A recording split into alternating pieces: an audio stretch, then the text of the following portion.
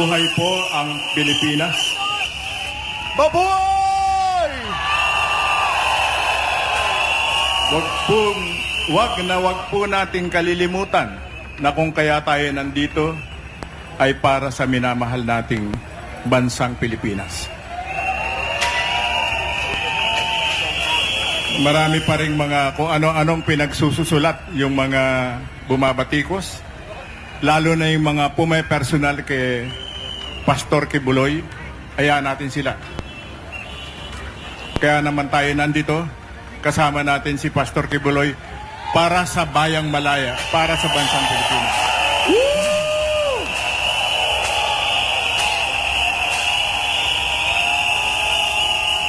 At muli, kaya ako nandito. Kaya po ako humaharap sa inyo ay huwag nating kalilimutan, huwag ninyong kalilimutan na kung kaya nagkakagulo,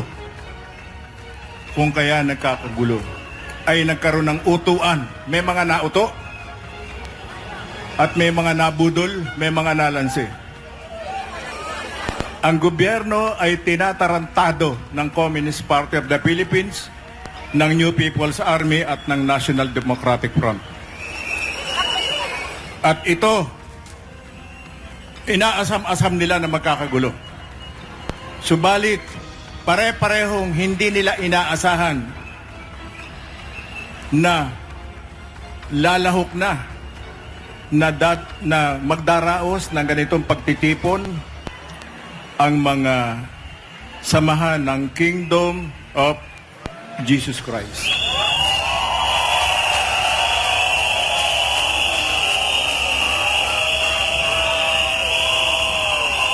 Dapat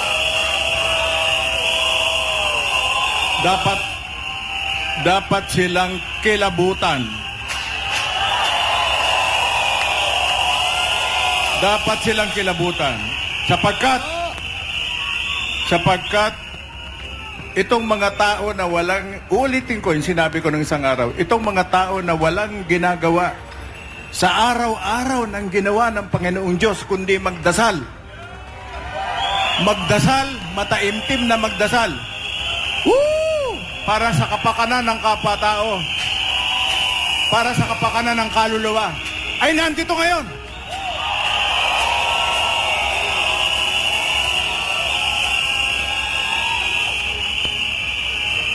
Kaya marahil ay nagkakagulo sila. Hindi nila maisip. Hindi nila ma-imagine na ang mga kabataang ito, kasama ang kanilang mga magulang, ay pupunta rito.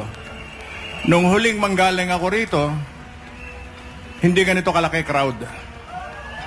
Mas madami ngayon.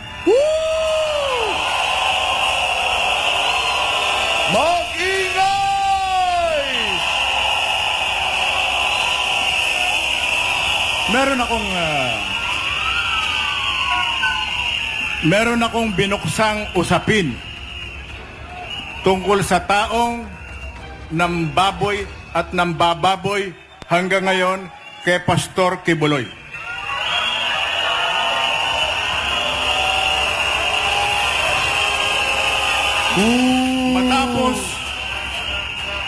Matapos akong magsalita tungkol kay Senator Risa Hontiveros at aking puno na yung kanyang ginawa sa Senado na paglapastangan, paninira, pambababoy, at ang mga testigo ay halatang mga sinungaling sapagkat may mga takip ang mukha.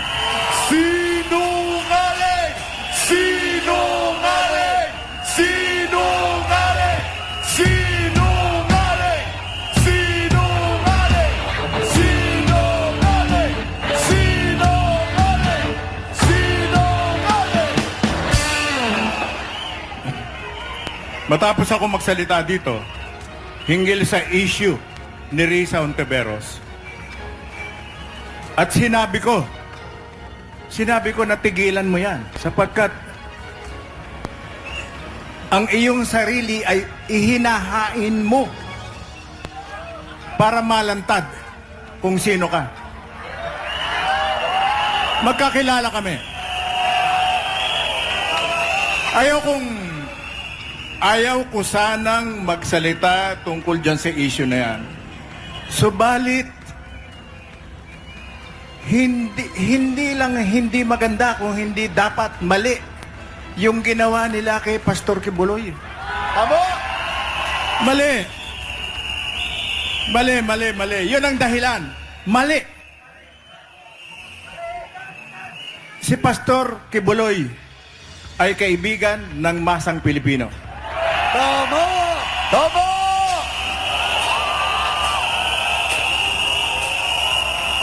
Si Pastor Kibuloy, tandaan nila to ha, makinig kayo, Catholic Church, makinig kayo, Iglesia ni Cristo.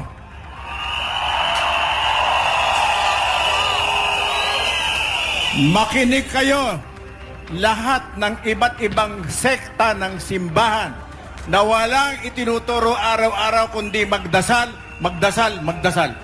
Well and good. Subalit, hindi kayo kumibo, hindi kayo lumaban sa pagsasamantala.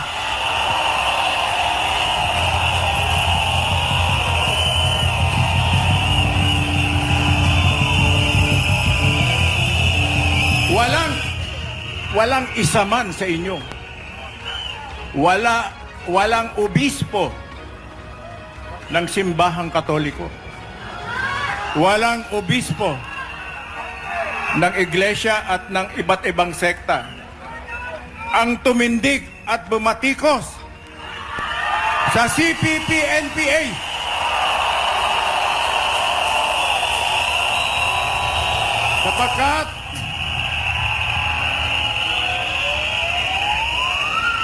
Sapagkat sila'y natatakot. Mga takot sila. Ayokong akusahan na sila'y mga duwag. Ayoko. Pero tinitiyak ko natakot sila. Natatakot sila. At tanging si Pastor Kibuloy ang nanguna, nagsalita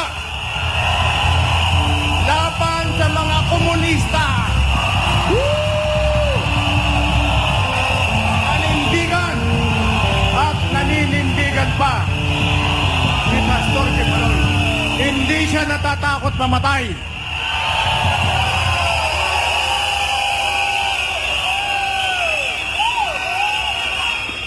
Dahil sa ganyang stand ni Pastor Kibuloy, nung unang magkaharap kami, nakaramdam ako ng pagmamahal mula sa kanya. Oh. Totoo po yan. Nung unang makaharap ko siya, nakaramdam ako ng pagmamahal sa kanya. Naramdaman ko na siya'y kaibigan ko.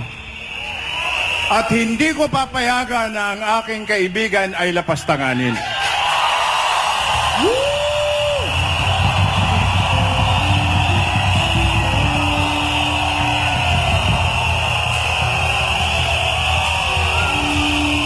Kung natatandaan ninyo, yung mga nandito nung una ako magsalita, I spoke about Plaza Miranda bombing. Isang malaking krimen na pinangunahan ginawa ng CPP-NPA. At hindi ko alam. Akala ko talaga ang gumawa nun, ang nag-utos nun ay gobyerno, si Ferdinand Marcos Sr. At sa paniniwala ko at ng marami sa amin, naniwala halos ang mga Pilipino na ang pagbomba sa Plaza Miranda ay kagagawan ng gobyerno ni Marcos. Subalit hindi pala. Let me continue. Mahalaga ho ito. Gusto kong maraman ninyo. Gusto kong iparamdam sa inyo kung paano ko tinatrato si Pastor Kibuloy. bilang isang kaibigan, ulitin ko, si Risa Hontiveros ay kakilala ko. And once upon a time, isang taong kinonsider ko na kaibigan. Hindi malapit na kaibigan, magkakilala kami. Kilalang kilala niya ako at kilala ko siya. Subalit ulitin ko, ang panawagan ko sa kanya, may pagkakataon pa, may panahon pa, Risa. May panahon pa. Itigil mo yan. Itigil mo sapagkat na walang katuturan. Maliwanag. Kitang-kita na kung kaya mo ginagawa yan, ay hindi dahil kung totoo o hindi, yung mga chismis na kinakalat mo tungkol kay Pastor Kibuloy. Sapagkat akala mo yun ay popular. Bakit? Sapagkat nangangarap kang at least maging vice presidente.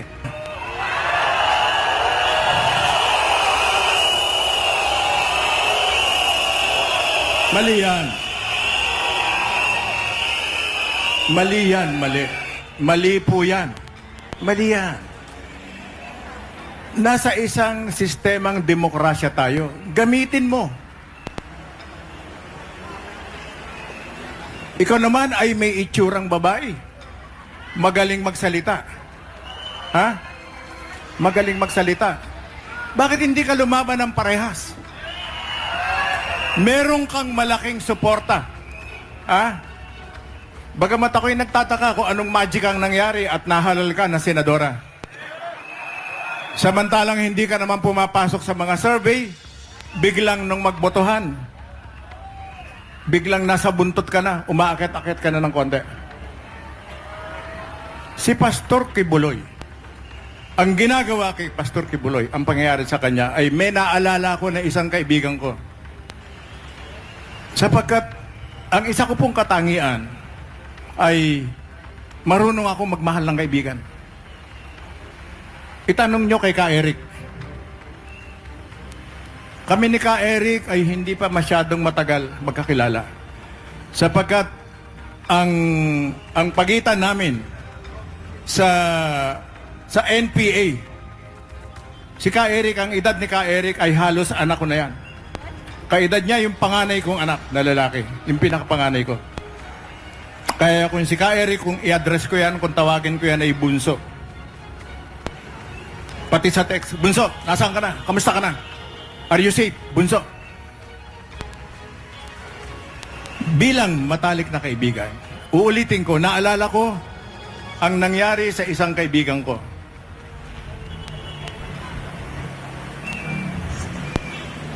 Nung ako'y sumampa sa Isabela Province, nung ako'y mag-NPA, nung ako ay mag-full-time sa armed struggle, nalaman ko na ang matalik kong kaibigan, ang siya palang naatasan ni Jose Maria Sison na mag-itcha ng granada sa Plaza Miranda.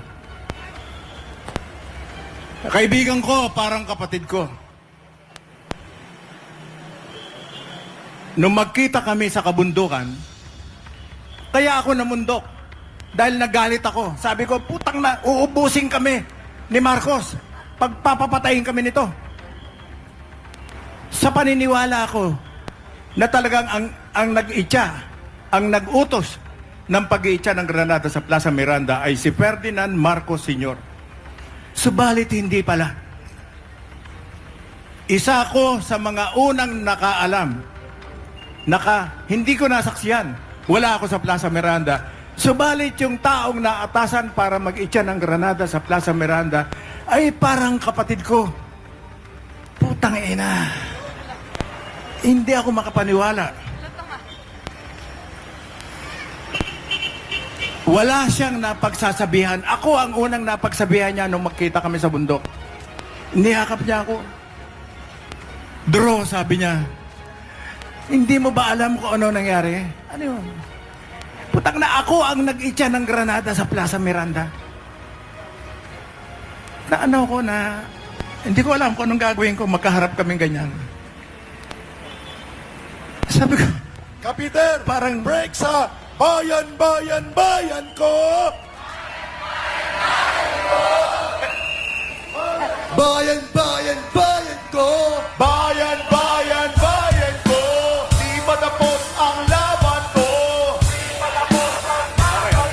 Mga ganit na politiko, labanan atin ang will.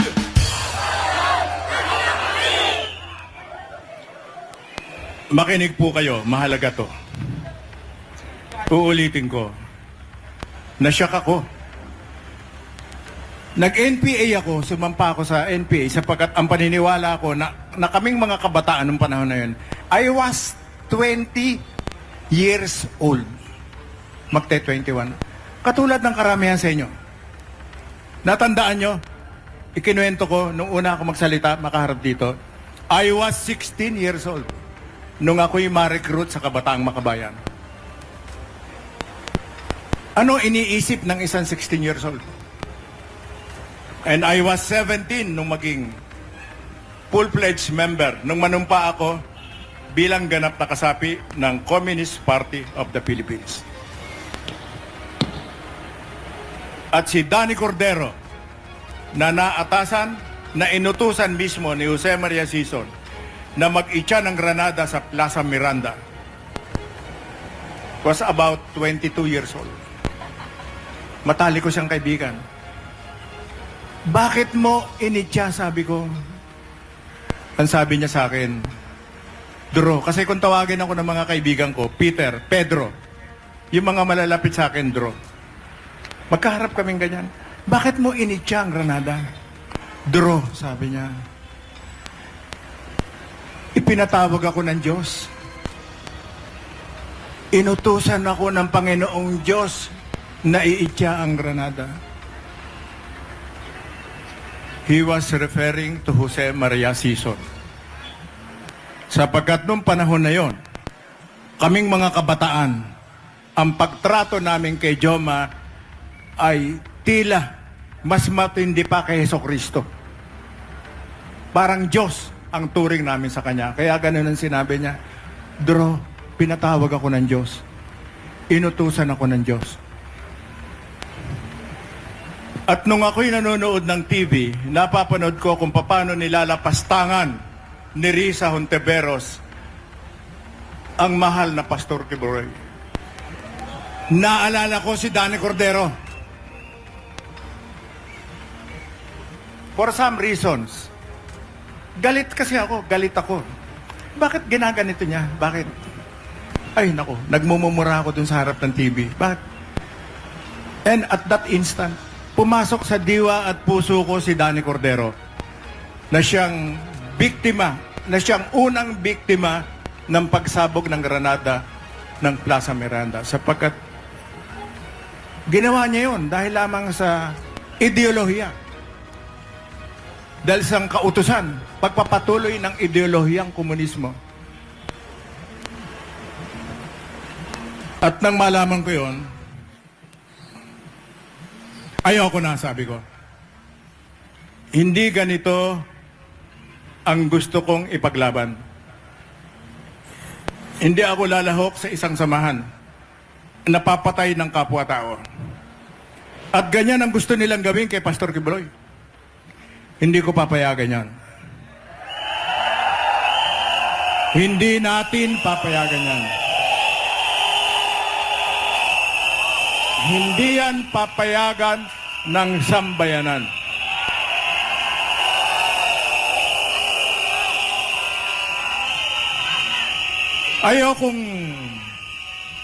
Ayokong magturo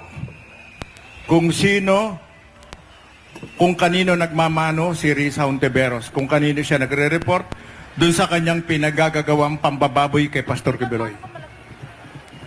Subalit, ang isa pang gusto ko ritong i-share about Risa Hontiveros, si Risa Hontiveros, hindi naman komunista yan. Yan ay mga nagpapanggap na kaliwa. Sumasakay sa issue.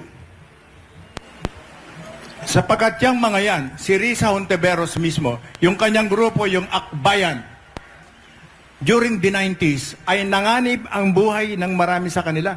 Sapagkat inilagay sila sa order of battle ng Communist Party of the Philippines. nag-utos si Jose Maria Sison na patayin ang mga top leaders ng akbayan.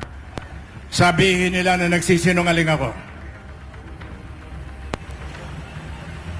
Bakit hindi kayo kumikibo dyan, Eta Rosales? Yung dating chairperson ng Human Rights Commission. Si Rick Reyes. Ayaw kong napipilitan ako magsalita rito, magbanggit ng pangalan ng mga tao sapagkat sa isang panahon ay natataranta kayo, papatayin kayo ng CPP, ng MPA, ipinapapatay sila ni Joma. Saan sila tumakbo? Isa ako sa tinakbuhan nila. Isa ako. Sapagkat nung panahon na yon, ako ay dating naglingkod bilang chief of police ng airport natin. So, tinitingnan na may connection ako sa security sector at matutulungan ko sila. At tinulungan ko naman talaga sila. Subalit, ano tong pagkilos na to? Anong mapapala mo? Bakit kinakailangan babuyin mo si Pastor Kibuloy? What for? Para sumikat. Oh, yan ang napala mo. Automatic, nawalan ka na agad ng 7 milyong boto. Times 5. Aba!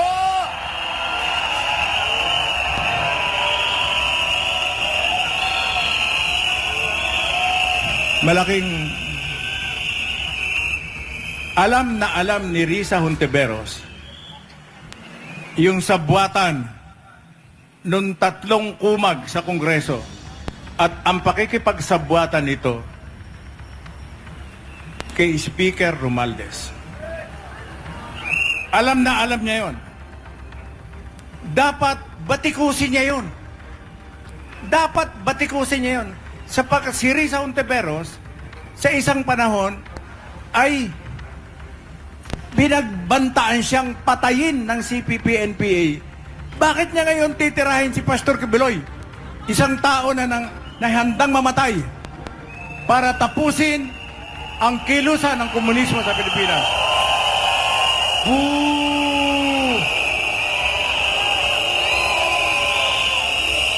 I-share, ano?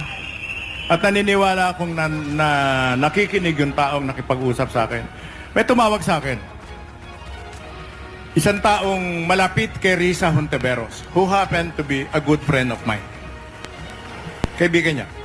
Magkakasama sila dun sa Akbayan. Iba yung Anak Bayan, tsaka yung Akbayan. Yung Anak Bayan, ito yung mas estupidong grupo ng mga komunista. Yung Akbayan, ito naman yung nakipagsabwatan kay dun sa presidenteng Panot, kay ano pangalan nun? Si Noynoy. No? Si Banoynoy Aquino, no? Kung nasaan man ang kanyang kaluluwa, kung siya man ay may kaluluwa. Si Risa Hontiveros kasi ay nangarap. Nangarap siya ng mas mataas. Nakachamba na nga siya na naging senadora siya. At nakita niya kasi na lahat ng mga kasama nila, puro 8 derecho sa inodoro. So, nakikita niya, yung pagtira nila kay Pastor Kibuloy, yan ang katulad yan ng kasabihan ng mga Tagalog. Ang hampas sa kabayo ay latay sa kalabaw. Ang target talaga ni Risa Hontiveros, kasama siya sa sumisira kay BP Sara Duterte. No? Sapagkat yan ang target nila na kapag halatang halata na dinudurog nila si Vice President Sara Duterte para na pagdating ng 2028, durog na. No? Lupasay na. Baka hindi nakakandidato dahil sinira nila. At as a tactical measure, for some reason, tinira nila si Pastor Kibuloy. Sapagkat ang pagtira kay Kibuloy, pag si Kibuloy ay lupasay ang mga Duterte. Yun ang tangang paniniwala niya.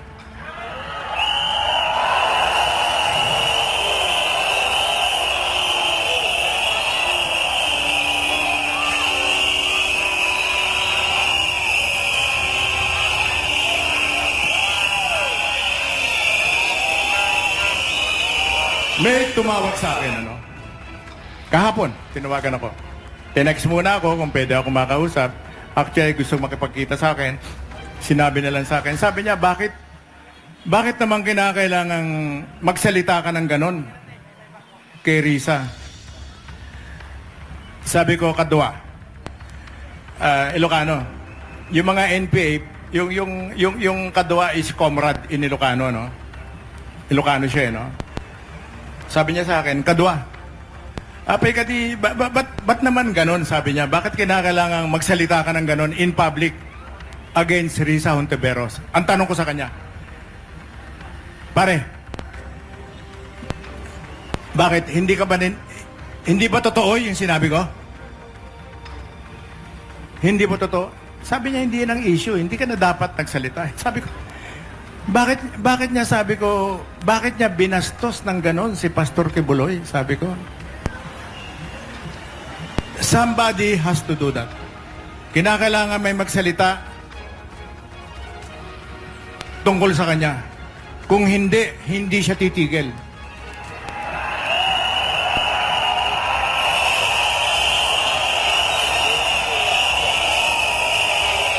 At sinabi ko na, si Pastor Kibuloy ay kaibigan ng masang Pilipino. Kaibigan ko. Bilang tagapagtanggol ng mga naaapi at ng mga kinakayag ni Satanas sa impyerno, katulad ng CPP-NPA, nagkakaisa kami ng damdamin ni Pastor Kibuloy. Naniniwala ako na ang katulad ko ay ipagtatanggol niya, minamahal niya. Kung ganon, kinakailangan natin siyang mahalin at ipagtanggol.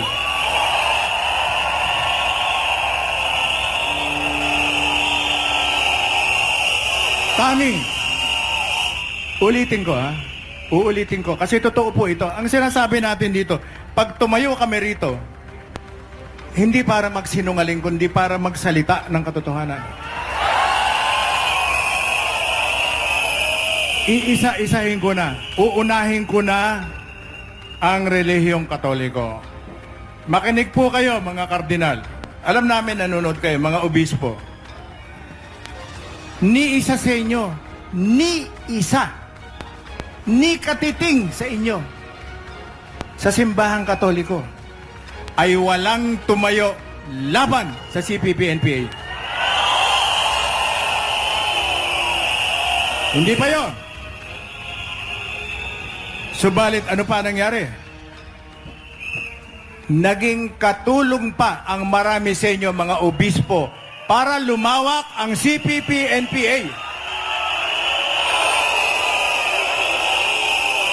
At sino ang isa sa mga pangunahing leader na sa Central Committee at Political Bureau ng CPP? Isang pare, si Louie Halandoni. Father Louie Halandoni. Ordained, pare ng simbahang Katoliko. Isa sa nagbibigay ng direksyon kung paano manggera, kung paano pumatay ang New People sa Army. Pare yan. Paring Katoliko yan. At sa maraming pagkakataon, maraming mga obispo, at maraming pare ang na-recruit, mga naging commander ng NPA, mula sa Western Visayas hanggang sa Mindanao, hanggang dito sa Southern Tagalog. Hindi lang isa, dalawa, tatlo, apat, maraming mga pare. Paano itatakwil? Paano titirahin ng simbahang Katoliko ang kilusang komunismo? Sapagkat mas marami sa kanila ay nakumbinsi at sumisimba.